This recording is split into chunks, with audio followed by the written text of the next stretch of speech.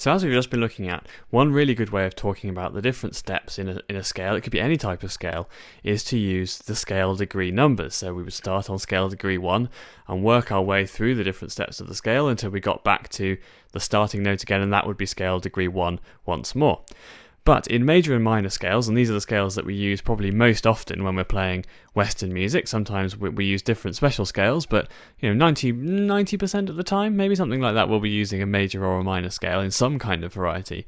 And so over the years, we've developed some other special names for each of the steps, each of the notes involved in the scale, and that's because when we start to look at some more advanced topics, the different notes of the scale all kind of have different jobs to do. They have different functions, and we use them in different ways, and so they actually have quite special roles, and so it's good to give a name to each different step of the scale so that we can refer to them really easily. And so it's a bit of a slog, and some of the names are a bit strange, but hopefully when you've learnt them all, it makes it really easy for us to talk about the way that scales are built, and also we'll be able to talk in a lot more detail about some slightly more complex and exciting things like harmony and scale relationships and things like that. So here is our G major scale that we were just looking at before, and it runs from G through A, B, C, D, E, F, sharp, and back to G. And here are our scale degree numbers that I was just putting in before. So that's 1, 2, 3, 4, 5, 6, 7, and then we go back to 1 again. So this could be a G major scale going over 1 octave in any part of the piano. It could be using low notes, it could be using high notes, it could be on any instrument. We can talk about this scale in terms of these scale degree numbers. But as I said, there are some slightly strange but also very useful words that we can learn to go along with these. And as I said in the previous video, the one that we have for the first degree of the scale, the first note, if you like, that we're going to play, is called the tonic.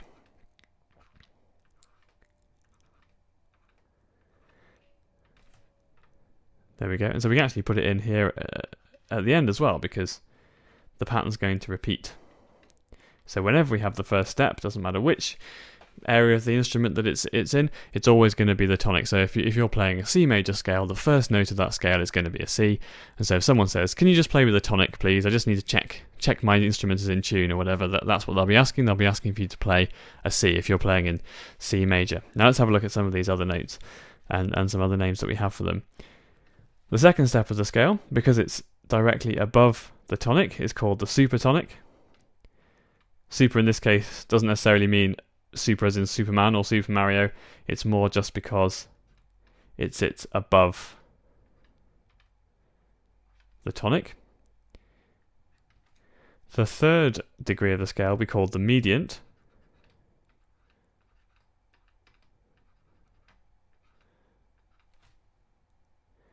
The fourth degree we call the subdominant.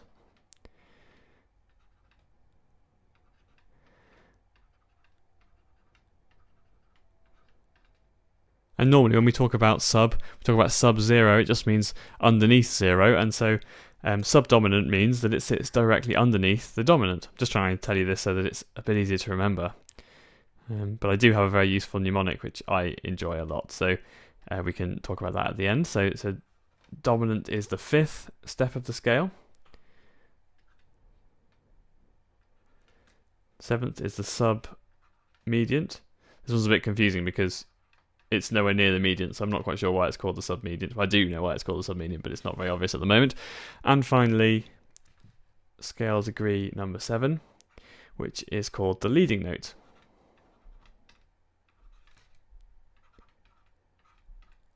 I guess it's called the leading note because it leads on to the tonic, so it's like the last step of the scale, and it's going to lead you back to the tonic and the start of the next octave. So, going from the beginning, we have tonic, supertonic, mediant, subdominant, dominant, submediant, leading note, and then we get back to the tonic. Goodness me, right, take a breath.